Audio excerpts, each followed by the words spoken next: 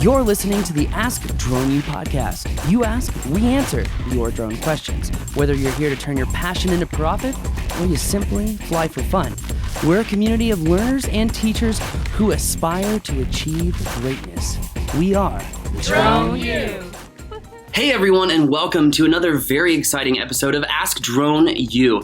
We have lead investigator of aviation, Mr. Bill English from the NTSB, here to help us better understand why are drones continuing to be used in investigations? Well, and what about accident reconstruction? Should we even really call it that, or is it more crash reconstruction? So here to discuss the value of drones and also give you a little tease about our upcoming NTSB class. Really excited about that. I know I keep calling it the NTSB class. All it is a drone mapping bootcamp at the NTSB Training Academy. But here with me today is Mr. Bill English. Bill, welcome to the show, my friend.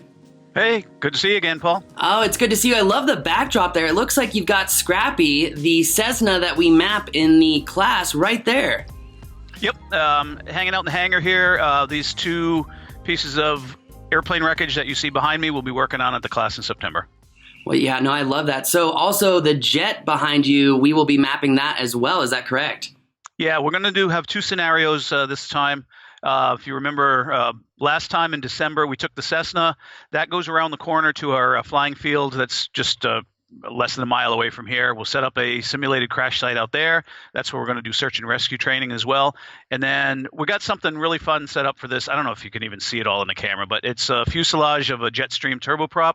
We're going to jam it into the big roll-up door here in the hangar and simulate a pretty famous accident. And you'll all be really pushing your limits to do some mapping and modeling and documentation of that. So for people who may not quite understand the difficulty of image acquisition, Bill, why is that jet so difficult to map?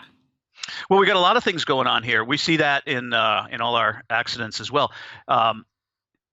We see, lots of samples, and you got something that's nice and colorful and visually interesting sitting out in the middle of a field. Well, you know what? Airplane accidents and car accidents and whatnot don't always happen that way. Sometimes they're in a real difficult area to map. We're going to have this thing right up next to a great big brick wall, which is going to be tough. Also, take a look at that. It's mostly a cylinder. It's smooth. It's white. It's shiny. It's really pretty hard to get good, thorough image acquisition there without a lot of noise and other artifacts. And we're going to walk you through methods to minimize that and how to fly around a great big brick wall and other kinds of things like that too.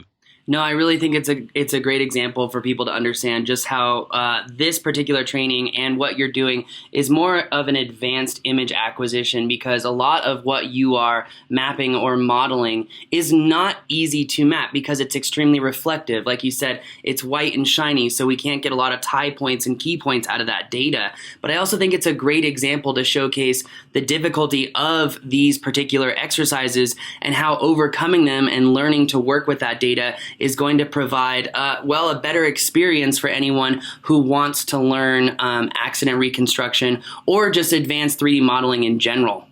Sure. Yeah. All the skills and techniques that we're going to show at the class here are applicable to lots of different industries, lots of different applications, many different, maybe utilities or construction. There's always going to be some things like that. I mean, a water tower is not really all that much different than our fuselage. So same kind of skill.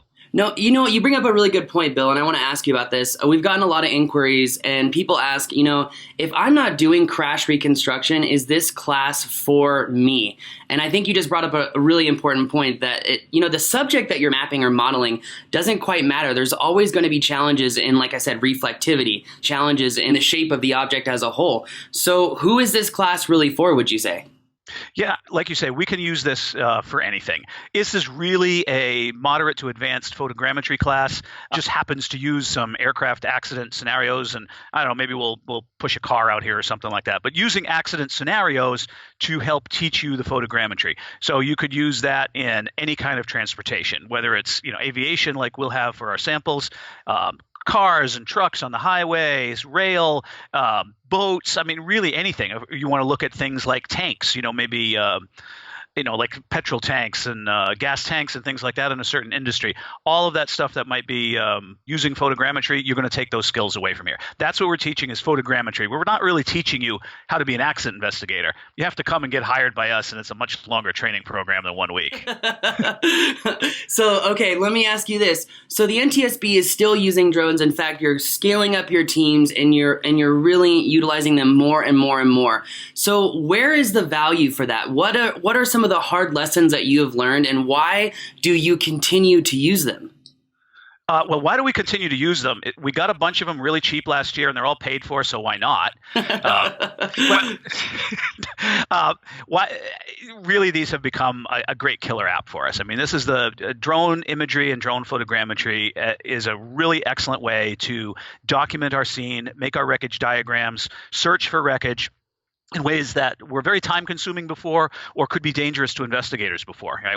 I don't know, well, you can't, what's on the other side of my camera right here is a great big box full of exploded gas pipe. We went out and worked on a gas pipe explosion just a little while ago, and we were able to document the crater and the damage and everything there that people couldn't get to. It was unsafe to get down in the crater. It was unsafe to get near this gas, but we were able to make a really good point cloud with the drone rather than risking the investigator. So that's another great advantage. The diagramming, it comes out very, very fast, very, very complete. So the value is being seen as growing and growing. And I think anybody that's put this into their industry, once it's used properly, they can see that it really is valuable. And that's the important part, is using it properly. You talk about what's the most important lesson we've learned, and this will be true for a lot of folks in different types of, whether it's public safety or industry. The drone is the easy part, right? A lot of people get obsessed over, oh my God, I got to pass my Part 107 and learn how to fly the drone. That's the easy part. It's the training, it's the application, it's the data handling, it's the use of the data in whatever it is that is your mission, whether it's a public safety mission or an industrial vertical. That's the kind of stuff that you really need to integrate. Flying a drone around, piece of cake.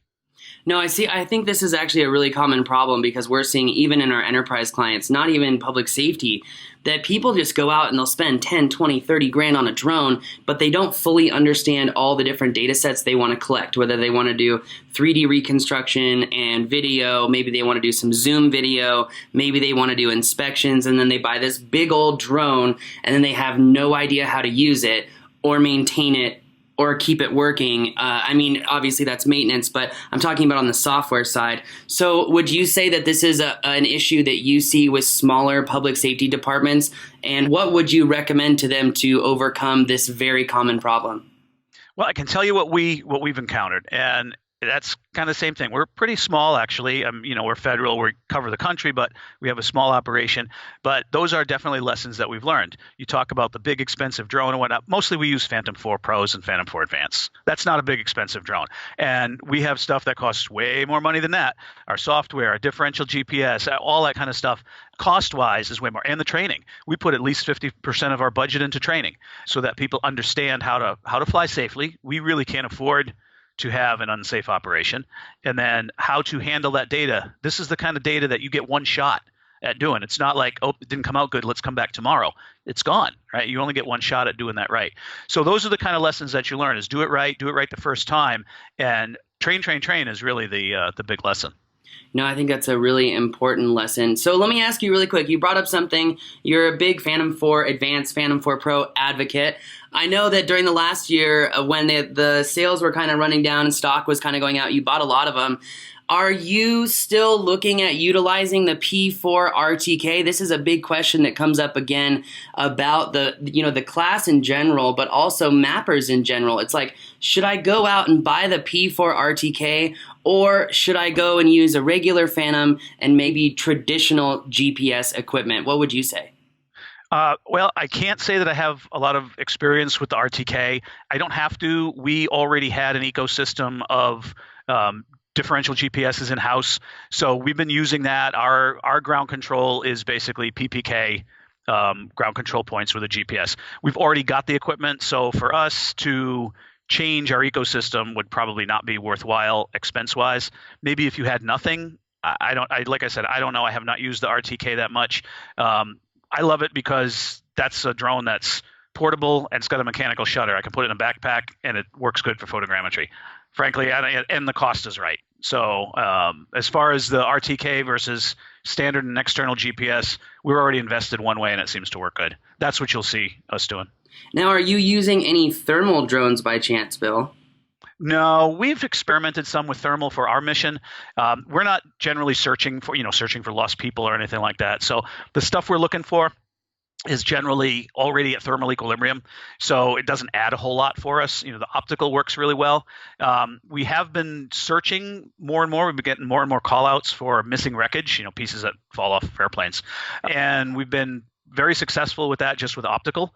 That did sort of inspire me. We've just recently received our limited beyond line of sight waiver, really extended line of sight. So we're starting to shake that procedure down a little bit and get out there so we can stretch our legs a little more for looking for pieces. So that's going to be pretty exciting. Interestingly enough, that's our one oddball drone we use for that. It's a Mavic 2 Pro. Interesting that you use a Mavic 2 Pro. So hold on a second. You just kind of dropped a bomb there, Bill. You said, at the training we want to showcase a BVLOS demonstration, but you said it's actually an EVLOS. So for those who may be having trouble listening through the radio, he said Bravo VLOS and then Echo VLOS. So why did you say extended or visual line of sight? Why did you say that versus a BVLOS waiver? Because I am now privy to the news that you were granted a BVLOS waiver. So what does that look like, and why label it a different thing? Well, I don't really know if those two terms have strict definition. You can look at my waiver; it's published, right? So you can see what I got to do. Our waiver allows us to fly the drone beyond the line of sight of the pilot, but somebody else has to have eyes on the drone. So I have to send somebody else out on the other side of the hill or out into the swamp on an airboat to keep an eye on the drone when it's beyond my line of sight. So somebody is looking at the drone. It's really, I think some people would call it daisy chaining. So I've got to have a visual observer who's got immediate radio contact with me as the pilot or vice versa to do that. But it allows us to get out a lot farther, right? Your visual on a small drone is what, maybe 2,000 feet if you got young eyes like you. So with this, I could go a mile out if I plant another visual observer out there, so I could stretch it quite a bit more, cover a lot more ground, for doing our search, or cover an area that would be unsafe to send people out there, doing a foot search, right? In a swamp, in like maybe some desert terrain. We can cover a lot of ground. I mean, a Mavic flies forever. You can cover a lot of ground with that and not have people out there slogging through, poisonous underbrush in the desert looking for parts. I use the drone instead. That's a good point. And I know one of the exercises that actually we're going to be doing is going to be search and rescue, where we're actually taking a lot of images and then processing that through a software to help us find things. But if I understood you correctly, you said that you are finding parts optically or visually. Is that correct? Yep. Not using any special sensors, just the camera on the drone. And then what really happens is it's kind of old school. It's download the SD card onto a computer with a nice big screen and have somebody that knows what they're looking for, another investigator, sitting there at the computer and going click, click, click, click through until they spot what we're looking for. That has been pretty successful, but you got to know what you're looking for. True. Now, would you recommend that is a efficient method of search and rescue for humans, or would you say with that particular method you're sticking to objects and subjects? Yeah, see, I'm not searching for humans, so I don't know. I'm looking for pieces of airplane. So generally something that sometimes it kind of looks like the terrain around, and a propeller blade looks a lot like a branch.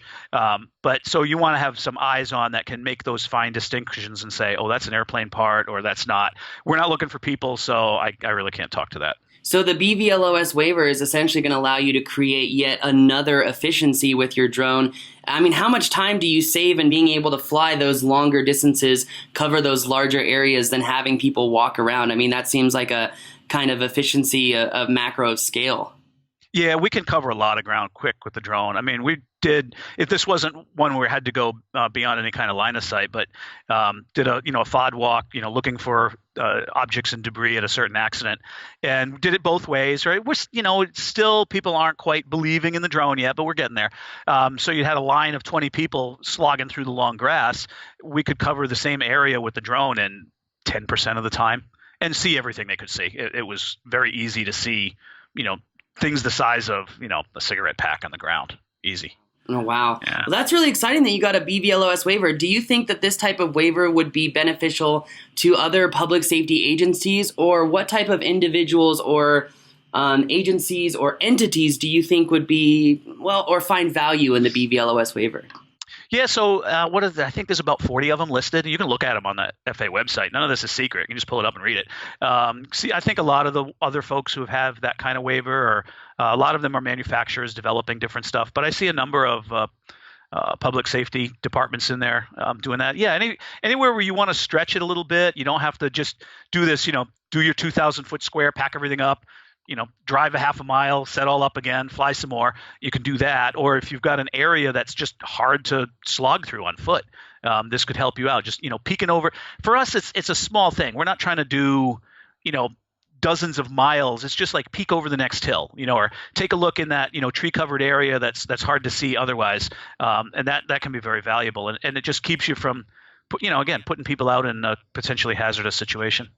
So while you've been exploring the use of drones and creating a program, a very successful program, where do you see the program going? Or I guess a better question is do you see further utilization of the drone data beyond what you're using the data for right now? I mean, you're famous for giving speeches on using drone data for wind damage analysis, runway damage analysis, some really cool things. You've been the guy that's shown that, hey, I can fly a drone right off the runway, and obviously with the right communication protocols in place, and the airport can still operate without an issue, and very few people can even see the drone at all. So my question to you is, as someone who's always pushing the envelope to say, how can we use these drones, what do you see in the future? So in the future, what I'd like to see, and what I'm continuing to push for, is, like you talked about, the operations at the airport or wherever is normalcy, to where a drone is no more shocking to anybody than a helicopter flying around.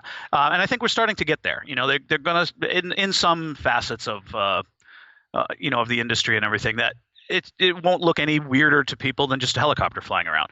I'd like to get to that point where that's somewhat normalized, and the data, the initial data gathering is normalized.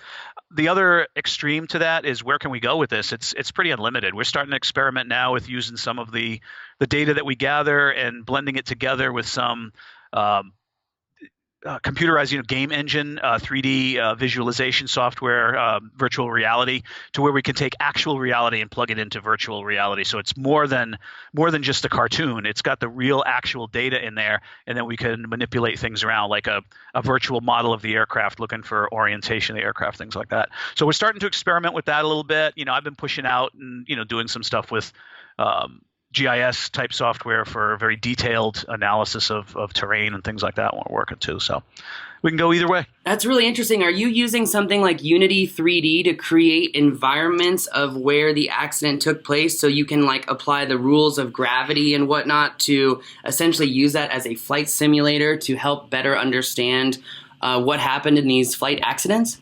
Yeah, that's exactly right. We're taking Unity, putting some of the point clouds or the mesh into that, and then we can also then import a model of an undamaged aircraft and see exact impact angles and directions, things like that.